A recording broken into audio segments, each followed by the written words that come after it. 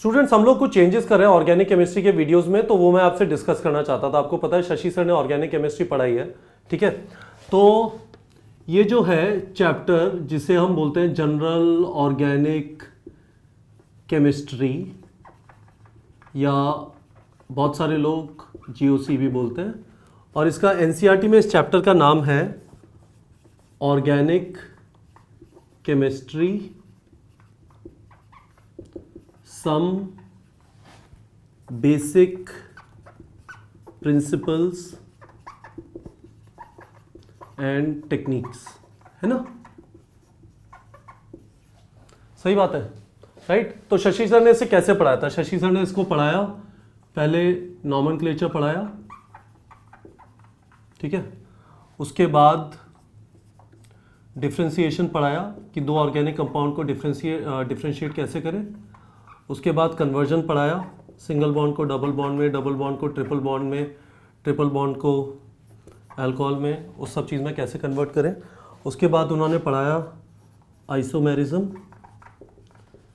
फिर उन्होंने पढ़ाया इफ़ेक्ट्स, और उसके बाद उन्होंने पढ़ाया रिएक्शन मैकेनिज्म, ठीक है। सही बात है।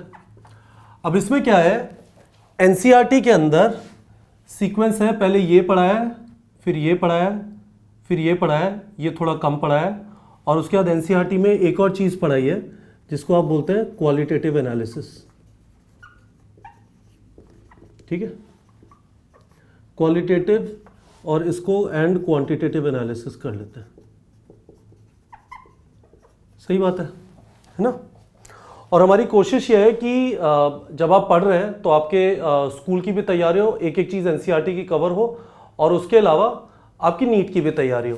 तो हम लोगों ने अब इसे और इसको एनसीईआरटी के अराउंड ऑर्गेनाइज करने का पर्पस क्या है, तो हमने कहा कि इसको बिल्कुल एनसीईआरटी के हिसाब से ऑर्गेनाइज कर देते हैं, क्योंकि हम आप सबसे कहते हैं कि आप पहले एनसीईआरटी पढ़ो, ठीक है, और एनसीईआरटी को बेहतर समझने के लिए, क्योंकि किताब से पढ़ के ज़्यादातर बच्चों को एग्जैक्टली किताब क्या बोलने की कोशिश कर रही है समझ में नहीं आएगा। एक वीडियो का पर्पस, एक कोचिंग का पर्पस ये होता है कि वो रिटन टेक्स्ट को इलैबोरेट करता है, बेहतर समझाता है, ठीक है। आप वीडियोस और नोट्स बनाओ, अब इससे आपको एनसीईआरटी के फ्रेमवर्क में जो चीज़ें हैं वो समझ में आ जाएंगी, ठीक है। हम कंटिन्यूसली आपसे ये बोलते हैं। सही बात है गाइस। तो हमने इस चीज़ को अब ऑर्गेनाइज कर दिया है, सारी चीज़ को। इसमें पहला पोर्शन है नॉमेनक्लेचर, जो वीडियो नंबर 1 to 15 है। उसके बाद दूसरा है आइसोमेरिज्म, जो वीडियो नंबर लिख के बता देता हूँ 16 to 40 है। उसके बाद थर्ड है इफेक्ट्स, जिसमें आपके रेजोनेंस हुआ, मेसोमेरिक इफेक्ट हुआ, हाइपर कॉन्जुगेशन हुआ, है ना। इसका नंबर है 41 to 65। और finally qualitative and quantitative analysis,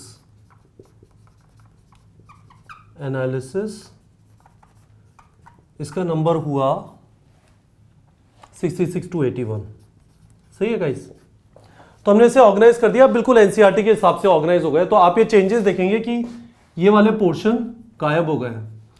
अब आप कहेंगे कि क्या सर ये वाले वीडियोस इंपॉर्टेंट नहीं है, और हमने ये वाला पोर्शन भी यहां से हटा दिया, ठीक है। तो मैं लिख देता हूं कि हमने ये वाला पोर्शन और ये वाला पोर्शन यहां से हटा दिया, ठीक है गाइस। और हमने क्या किया है, ये आपकी 11th की कहानी हो गई। इसके साथ आपका हाइड्रोकार्बन्स नाम का चैप्टर है। हमने क्या किया है, इस लाल वाले अंकल को इधर लेके आए, है ना। तो हमने एक चैप्टर आपका बना दिया है डिफरेंशिएशंस एंड कन्वर्जन्स 12th के अंदर, ठीक है। ये आपकी 11th की कहानी है सारी, ठीक है। तो हमने पहला चैप्टर डिफरेंशिएशन एंड कन्वर्जन बना दिया, दूसरा चैप्टर बना दिया रिएक्शन मैकेनिज्म, ठीक है। और इसके बाद आपके जो चैप्टर हैं हेलो एल्कीन हेलोएरीन्स,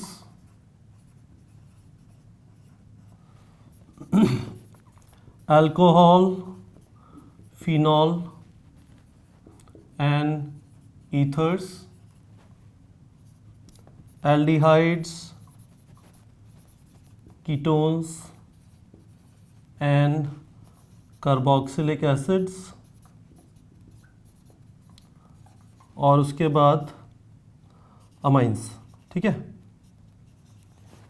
ये दोनों जो चैप्टर है ना एनसीईआरटी में इस फॉर्मेट में नहीं है, पर इसका आइडिया ये है कि जब आप डाइव करते हैं इन 4 बड़े चैप्टर के अंदर, उससे पहले यदि आप इसे पढ़ लेंगे ना तो आपको सारे चैप्टर्स का एक तरीके से समरी मिल जाएगा, फिर ये सारे चैप्टर आसानी से समझ आ जाएंगे। क्योंकि देखिए एनसीईआरटी बुक में भी क्या तकलीफ होती है, बहुत बड़ा चैप्टर नहीं बना सकते, हालांकि बहुत ज्यादा लिंकेजेस है। हेलो एल्केन से आप अल्कोहल कैसे बनाएंगे, उससे एल्डिहाइड कैसे बनाएंगे, कीटोन कैसे बनाएंगे, एसिड कैसे बनाएंगे, अमाइन कैसे बनाएंगे, अमाइड्स कैसे बनाएंगे, एस्टर्स कैसे बनाएंगे, दुनिया भर की चीजें ऐसे डेरिवेटिव से, है ना। तो ये पहले आप समझ लेंगे, उसके बाद ये सारी चीजें आसान हो जाएंगी। तो इस तरह से अब ऑर्गेनाइज्ड है। 11th में GOC या basic principle, some basic principles and techniques of organic chemistry, वो इसमें हो गया। उसके बाद हाइड्रोकार्बन पढ़ा, उसके बाद हमने डिफरेंशिएशन एंड कन्वर्जन और रिएक्शन मैकेनिज्म पहले पढ़ा, और उसके बाद halo alkane, hello arene, alcohol, phenol, ether, aldehyde, ketones, carboxylic acids और अमाइंस पढ़ा।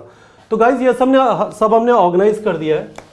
ये वाला सारा पोर्शन आपके लिए फ्री है, ठीक है, ट्रायल कोर्स के अंदर, जिसका लिंक इस वीडियो के अंदर यदि आप डिस्क्रिप्शन में जाएंगे तो आपको मिल जाएगा, है ना। हमारा फ्राइडे को आइसोमेरिज्म है, ठीक है, इसका लाइव सेशन है।